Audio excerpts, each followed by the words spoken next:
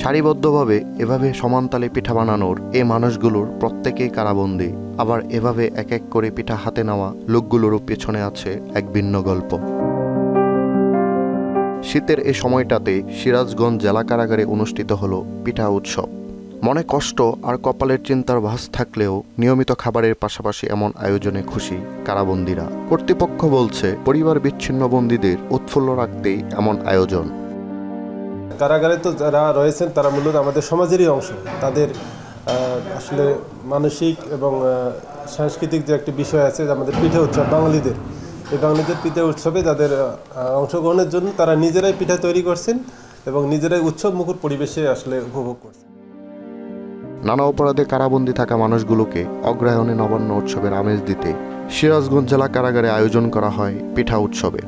কারা কর্তৃপক্ষের সহায়তায় বন্দী নারী ও পুরুষেরা তৈরি করেন পিঠাপুলি। কারা অভ্যন্তরের খোলা মাঠে সারিবদ্ধ চুলোয় উৎসবের আমেজ, নারী পুরুষের পিঠা বানানোর ছবি যেন হয়ে ওঠে গ্রাম বাংলার নবান্ন উৎসবের প্রতিচ্ছবি।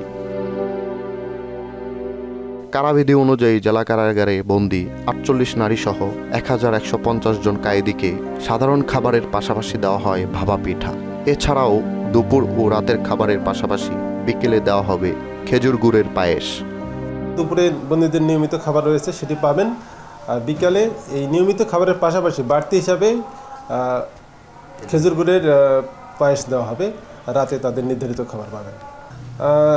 আমাদের শৃঙ্খলা রক্ষাতে সহজ হচ্ছে তা বন্দীদেরকে নিরাপদ আটক নিশ্চিত করা এবং তাদের মানসিক অবস্থান ধরে রাখার জন্য মূলত আমাদের এই আয়োজনগুলো। আমরা মূলত বন্দী পুনর্বাসনের একটি অংশ হিসেবে আজকের এই আয়োজনগুলো করে থাকি।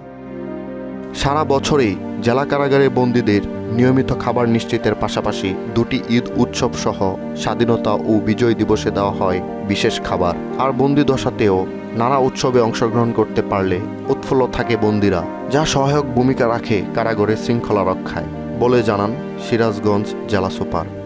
মাননীয় কারা মহাপরিদর্শক মহোদয়ের নির্দেশ অনুযায়ী আমরা কারাগারকে সংশোধনাগার হিসাবে গড়ে তোলার প্রচেষ্টায় এ কাজ করে যাচ্ছি।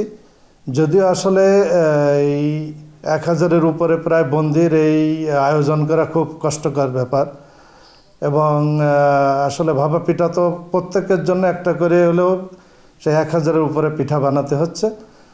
তারপরেও আমরা তাদের বন্দীদের মনের আশা, তাদের চাহিদা ছিল, তারা ইচ্ছা করেছিল, সেই তাদের চাহিদার পূরণের জন্য, তাদের মনের আকাঙ্ক্ষা পূরণের উদ্দেশ্যে আমাদের এই প্রচেষ্টা, এই আয়োজন।